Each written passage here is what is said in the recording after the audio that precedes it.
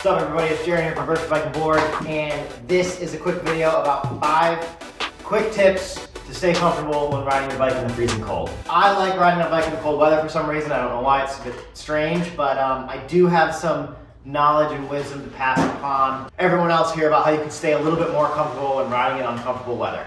Tip number 1, don't sweat.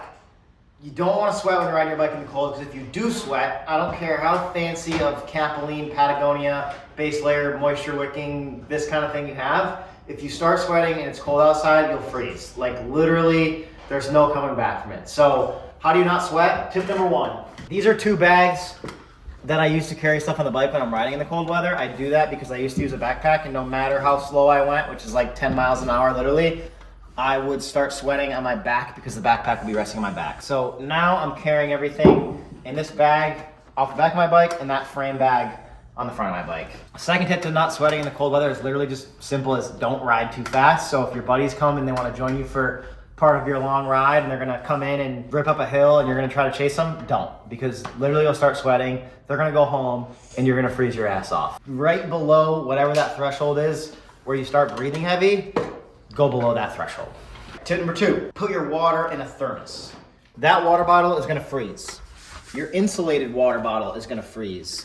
If you put saran wrap over the top of your water bottle until you're ready to use it so that your water bottle top doesn't freeze, the rest of your water is gonna freeze. The only thing you can do is put your water into a thermos like this with a top on it. I carry mine in the bag because if you carry your water anywhere down here where there's like snow and slush flying off the road, it gets covered with sand and salt and it's disgusting. I'm not a scientist, so I don't actually know if this is true or not, but you hypothetically have to drink more water while riding in the cold, even though you're not sweating, because the air is so dry that when you breathe in, you actually have to hydrate the air for your lungs. So you still have to drink water even though you're not sweating and it's freezing cold. Tip number 3, carry your cell phone in a bag like this for your sunglasses with a hand warmer or 2. Why?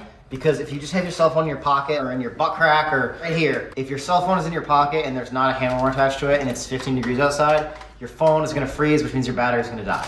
Why is that bad? Because you're gonna get a flat tire, and then you're gonna pull your phone out of your pocket and it's gonna look like everything's good, and even if it says your battery has some battery in it, 2 seconds later your battery is gonna drain to 0, and as soon as you go to make that phone call, your phone's gonna die.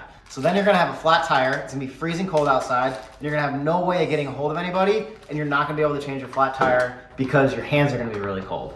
So, cell phone in a sunglasses case with a hand warmer or 2. Tip number 4, carry 2 of everything. Carry 2 tubes. Carry 2 CO2s. Better yet, don't carry a CO2, because if you go to use your CO2 and it's freezing cold outside, it's gonna freeze to your hand. That's horrible. 2 rear lights. The first one's gonna die. You wanna be able to put a second one on.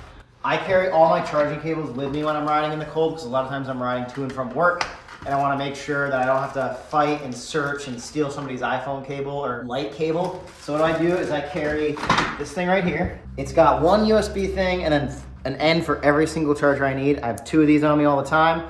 That way I don't have to fight anybody for chargers, and they're always where I need them to be, which is in a little pouch inside the bag. I carry 2 hand warmers in case the first ones die, which they always do. I carry 2 waters in thermoses so that when I go to the gas station, they're closed because it's nighttime. I have a backup. I actually carry this little butane lighter. Why do I carry this? Because your gear shifters down here, especially this one in the front, will get crud from the road on it and it will freeze and you won't be able to shift it. So you can use this thing and blast off the ice so then you can shift your gears or whatever. It's actually very helpful. Lights, food, CO2, chargers, batteries, lighter, water in a thermos, I got everything.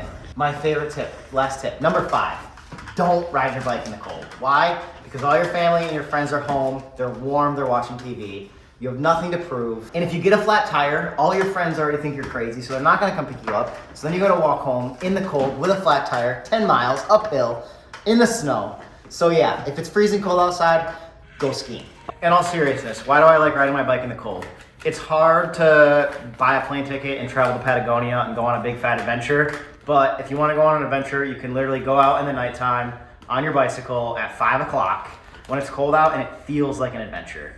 It sucks 99.9% of the time, and then all of a sudden you come over a hill and the sun is shining and you're like, oh my God, this is the best thing ever. These little things happen when you're out doing this kind of thing, like Escanaba in the moonlight. I'll tell you 2 stories. One time it was like 9 o'clock at night, I was riding with a couple buddies of mine.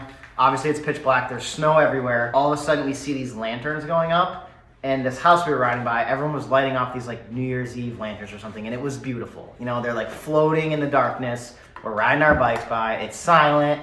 It sounds stupid, but that was cool. Another thing that's happened to me on numerous times where I come up and over Lennox Mountain in the middle of the night, in the dark, in the snow, and the same owl will like ride in front of me.